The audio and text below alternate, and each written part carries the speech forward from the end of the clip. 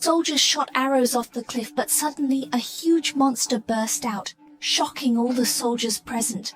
The monster roared loudly, nearly scaring the soldiers under the captain's command. The soldiers fired arrows, but this didn't harm the monster. Instead, it angered it. The monster charged the crowd and began to slaughter, even more terrifying those bitten by the monster. Even if they escaped, would die from the poison, suffering a painful death. This fierce monster was called a creature before these soldiers. No one had seen it. It ate mountain animals. The court was alarmed. Everyone was on edge. The ambitious prime minister attacked the king, claiming he'd overthrow him. He was a hero, knew the king was weak. How could he be king?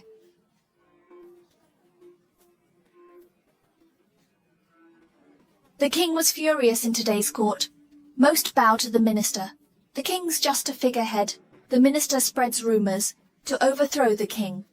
The king knows his ambition, proposes to investigate.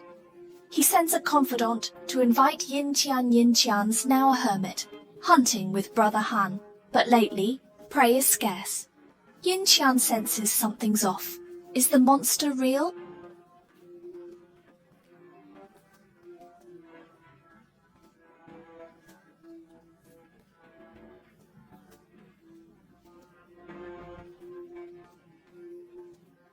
With no choice, they fish by the river. Yin Qian's daughter joins. They laugh and play happily, but this peace is shattered by a visitor. The visitor explains. Yin Qian, summoned by the king, asked to leave the mountains. Armin knows nothing of his past.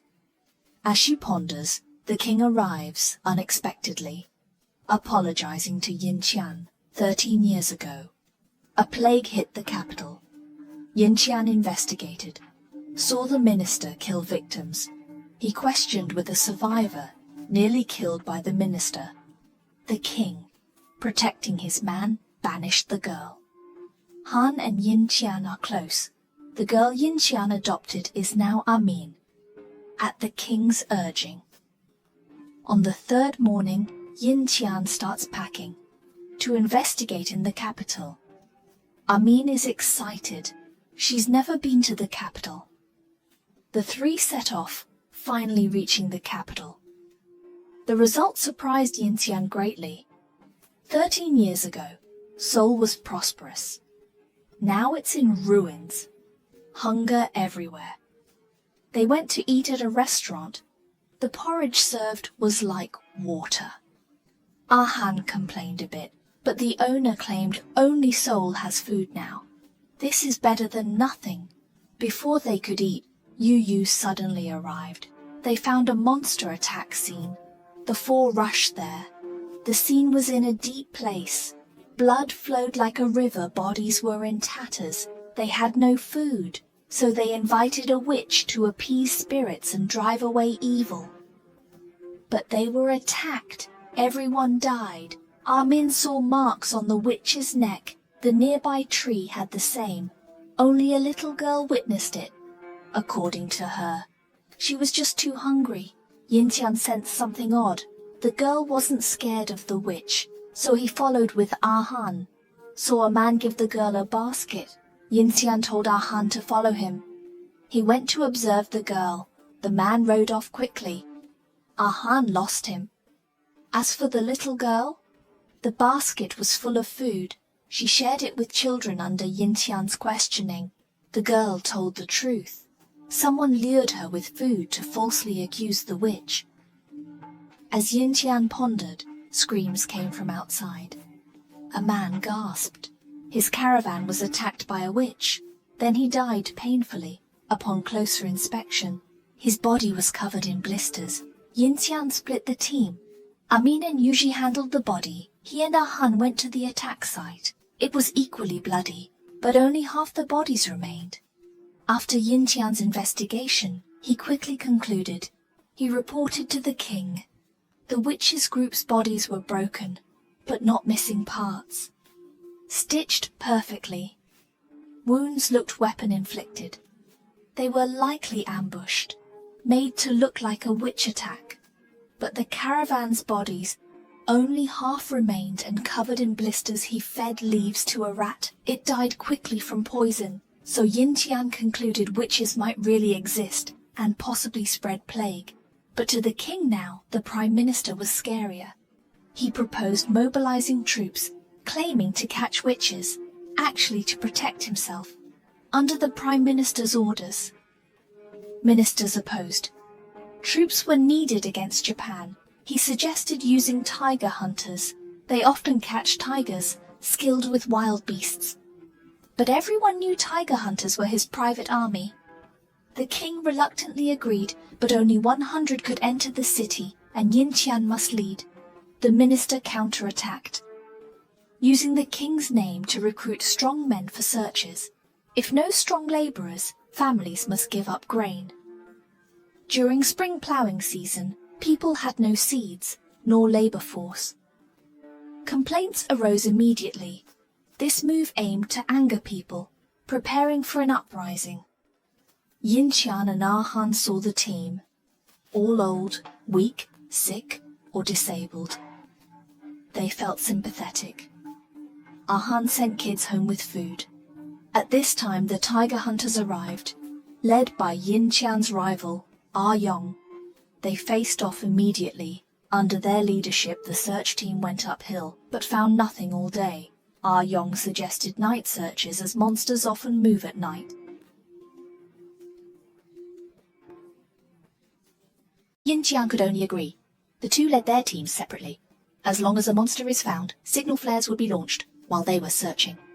Ah Han discovered the old team leader secretly leaving. He immediately followed. Found, the old man vanished at the cliff edge. Yin Tian led his people to the same location. They found a huge footprint. He sensed something was wrong and prepared to investigate himself.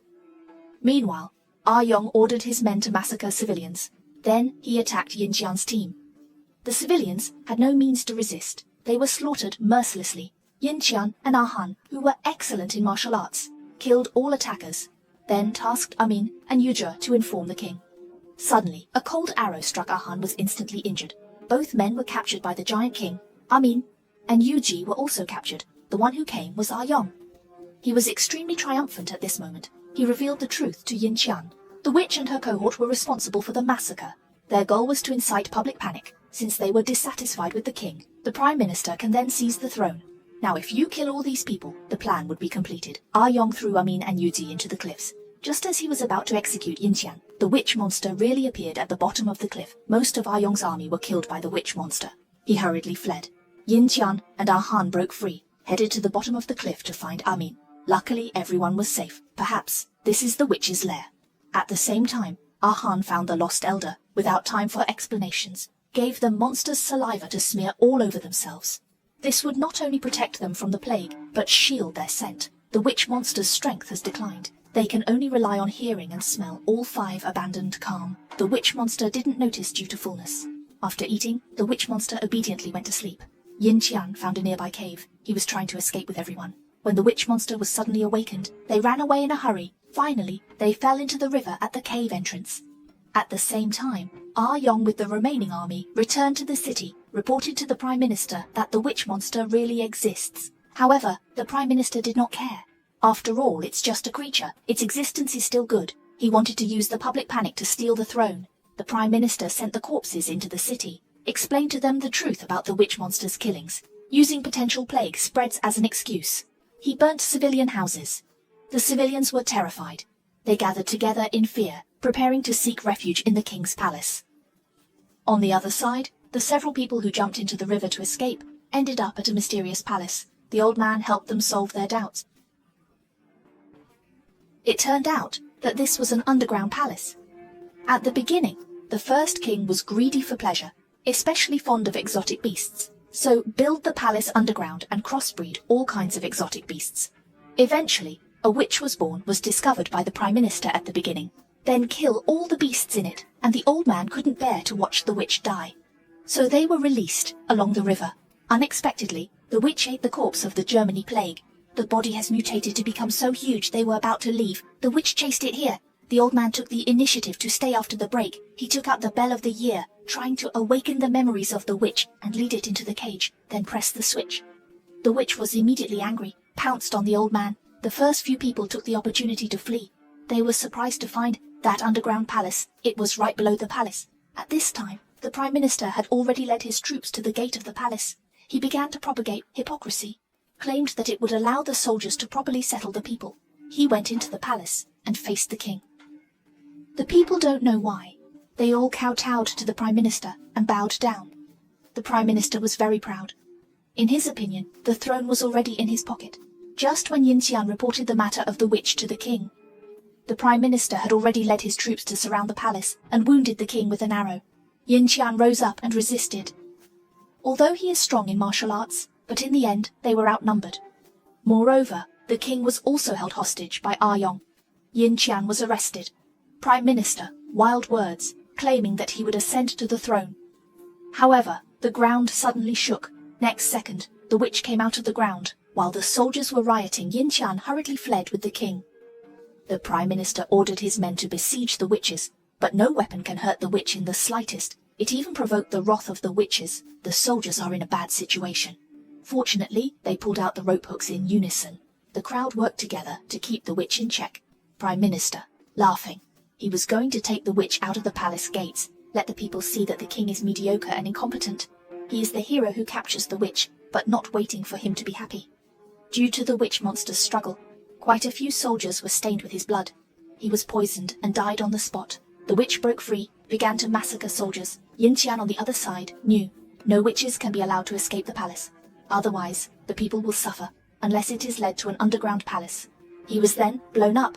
He quickly began to assign tasks. Han and Yusik go to the underground palace to plant bombs. Armin went to close the palace gates, leave behind to attract witches. Armin rushed to the palace gate, told the people the truth. Everyone was just about to close the gates. The Prime Minister rushed out with his guards. Until this time, he was still fantasizing about being on the throne, prepared to persecute the people to kill the witches. However, Armin directly exposed his conspiracy. The people learned of their misery. It's all because of the Prime Minister in front of him. So they pushed him into the palace, then closed the palace gates, which is a close second bite. The Prime Minister alive. At this time, Yin Qian used the sound to attract the attention of the witch. Introduce him all the way to the palace, then jump into the hole. Watch as the witch enters the trap. Han quickly ignited the gunpowder. The four were just about to flee, but they found witches scurrying around unexpectedly, extinguished Yin Qian. See this scene, Yin Qian made up his mind. He pushed Han out the door. I will stay and die with the witches. With him, ignited gunpowder. The entire palace collapsed in an instant. The crowd frantically rummaged through the ruins. Maybe it's God bless good people. Here's what happened. The king regained his power. Armin is married to Yujui, and Yin Qian and Ah Han continued to wander the world, and they were all overjoyed.